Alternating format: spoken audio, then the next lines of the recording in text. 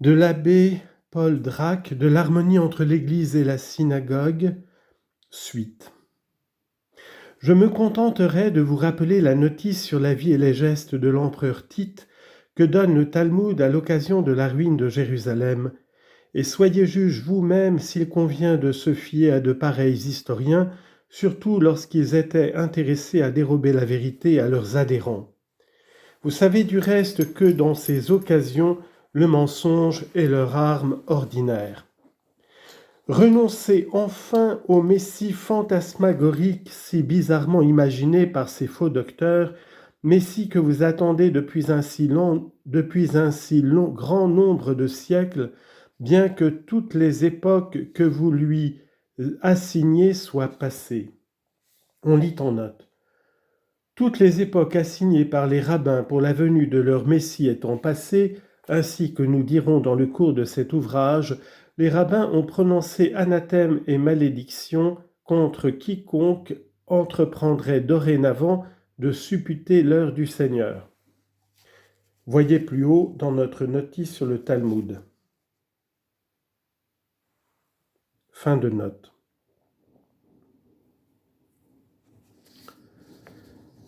Et que vous attendez en vain jusqu'à ce qu'il plaise au Seigneur de vous ouvrir les yeux pour fixer vos regards sur le Sauveur que vous avez percé sur la croix et que vous continuez de crucifier par votre assentiment au déicide de vos pères.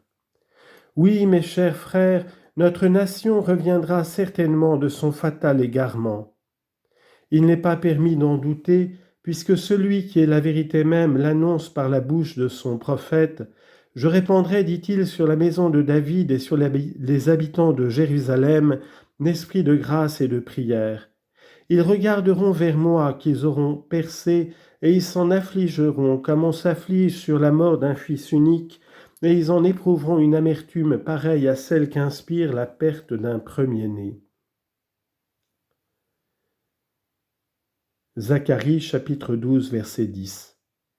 Cette prédiction qui, d'après le témoignage de saint Paul, Romains chapitre 11 verset 11 et suivant, appartient au dernier temps, commence à se réaliser.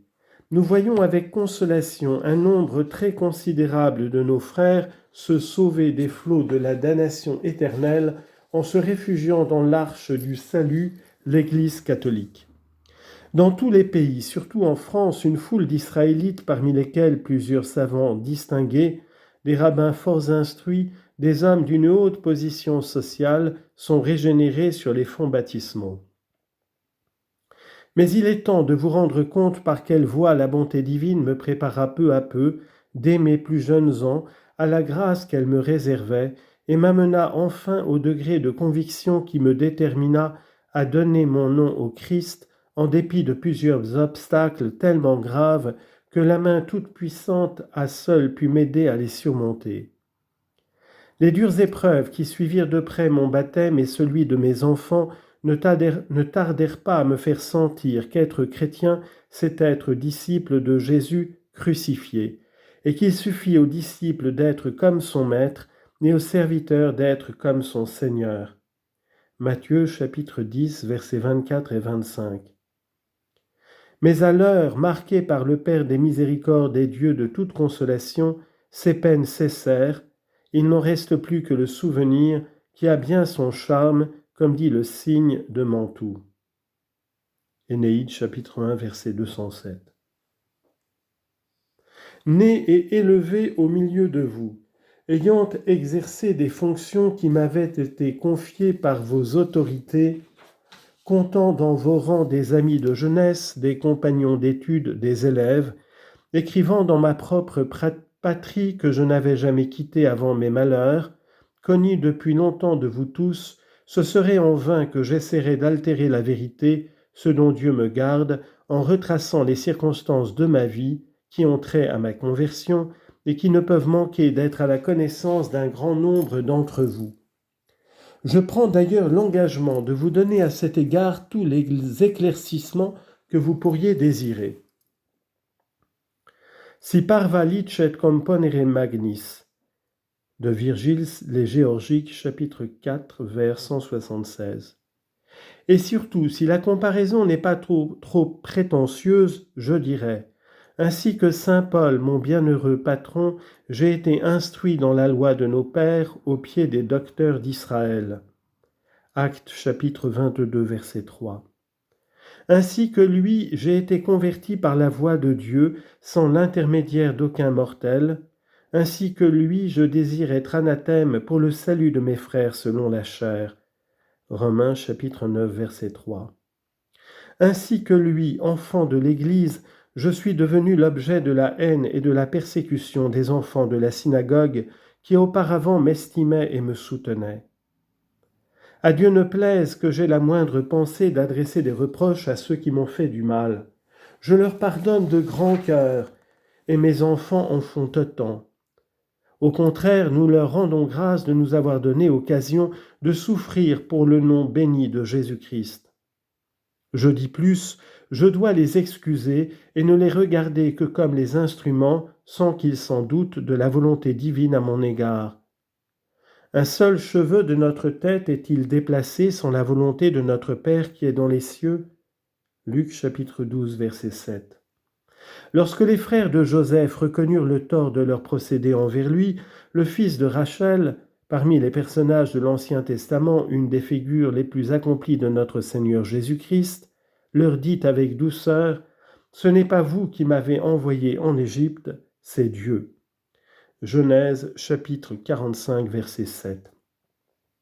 Le Seigneur m'est témoin que je ne cherche pas à me faire valoir si j'ai quelque chose d'avantageux à rapporter sur mon compte. Je dis avec l'apôtre: si c'est une imprudence que de me louer, c'est à vous qu'il faut en attribuer la faute. 2 Corinthiens chapitre 12, verset 11. Je suis né le 6 mars 1791 à Strasbourg, chef-lieu du département du Bas-Rhin, de parents qui ont toujours joui de l'estime générale et zélés observateurs de la loi de Moïse. Le Seigneur m'inspira de bonne heure la soif de l'étude et le goût des langues. Mon père était assez éclairé pour donner à chacun de ses enfants l'éducation la plus conforme à leur goût, conduite sans exemple alors ou peu s'en faut parmi les Juifs d'Alsace. On me fit étudiant. L'enseignement de mes premières années, comme celui de tous les enfants juifs de cette époque, lorsqu'ils n'étaient pas destinés à devenir des marchands et des usuriers, consistait exclusivement à m'exercer dans l'explication du texte hébreu avec les commentaires en langue rabbinique et dans l'étude du Talmud. Mon père, rabbin au grade de Haber, on lit en note, il n'y a canoniquement dans le sens de la synagogue que 2 degrés dans le rabbinat, Haber et Morenu. Dans le décret de Napoléon en date du 17 mars 1808, la loi civile les distingue en France en grand rabbin et en simple rabbin docteur de la loi. Fin de note. Mon père, rabbin au grade de Haber, excellent hébraïsant et bon talmudiste, se chargea lui-même de cette instruction. Il s'y appliqua avec tant de soin qu'à l'âge de 10 ans, quand on me citait un verset quelconque de la Bible ou un mot un peu remarquable du texte sacré, j'en indiquais sans hésiter le chapitre et l'explication que les commentaires donnent de cet endroit. Ce qui contribuait le plus à fixer la concordance dans ma mémoire, ce furent les curieux qui venaient, plus souvent que je n'aurais voulu, m'importuner de questions souvent insidieuses, car il arrivait quelquefois qu'on me demandait l'endroit de versets qui n'existaient pas, forgés à plaisir ou pris dans d'autres livres que la Bible. Mon frère aîné, qui annonçait de grandes dispositions pour le dessin, fut envoyé à l'école centrale de notre ville pour y suivre le cours de M. Guérin, frère du peintre célèbre de ce nom. Jamais avant lui il n'avait paru dans cette école d'enfants de notre nation. Il faut qu'il eût bien grande envie d'apprendre l'art des appels et des Raphaël, car sa patience et sa persévérance eurent à soutenir des assauts terribles. Malgré 2 décrets récents dont l'un déclarait les Juifs citoyens actifs et l'autre prononçait l'égalité de tous les citoyens, un mur d'airain s'élevait toujours entre les Israélites et la société chrétienne, qui les regardait à la lettre comme une race de parias. Les camarades d'école de mon frère, qui ignoraient probablement jusqu'à la possibilité de décrets aussi libéraux, le poursuivaient au sortir de la classe, l'accablant d'injures, de coups de pierre, et qui pisait, lui frottant les lèvres avec du lard. Malgré les chefs de l'école qui interposèrent plus d'une fois leur autorité, ces persécutions continuèrent jusqu'à ce que mon frère se fût distingué par ses progrès et les prix qu'il obtenait à la fin de chaque année. Il est maintenant un des meilleurs miniaturistes de notre province. Dès alors, le sujet favori de mes réflexions, c'étaient les motifs de la crédibilité religieuse, et je profitais volontiers de toutes les occasions de m'informer de la croyance et du culte des chrétiens. Je me rappelle que je me plaisais singulièrement à raisonner religion avec un garçon d'écurie de l'auberge de la Cave Profonde, berceau de ma naissance, où nous demeurions. C'était un bon Lorrain allemand très pieux catholique. Sa bibliothèque se composait d'un petit catéchisme et d'un livre de dévotion du même volume. Malgré ce mince bagage théologique, il possédait la précieuse science des petits, et en ces temps d'impiété et de profanation, il s'en tenait fermement à ces paroles de l'apôtre « Toi, c'est la foi qui te soutient ». Romains chapitre 11, verset 20.